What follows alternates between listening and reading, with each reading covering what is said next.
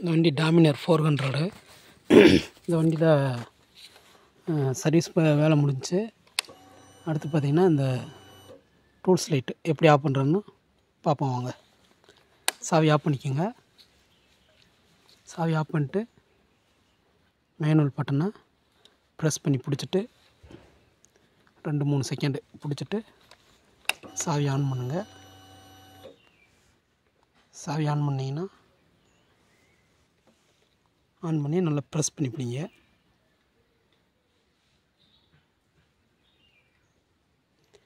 வந்துருச்சுங்களா? அடுத்து பார்த்தீங்கன்னா பிளிங்கிங் ஆகும்போது இந்த பட்டன் லாங் ப்ரெஸ் பண்ணிங்கன்னா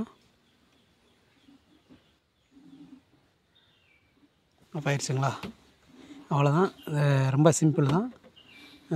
தெரிஞ்சவங்களுக்கு இல்லை இந்த வீடியோ, தெரியாதவங்களுக்கு பார்த்து தெரிஞ்சுக்கோங்க. நன்றி.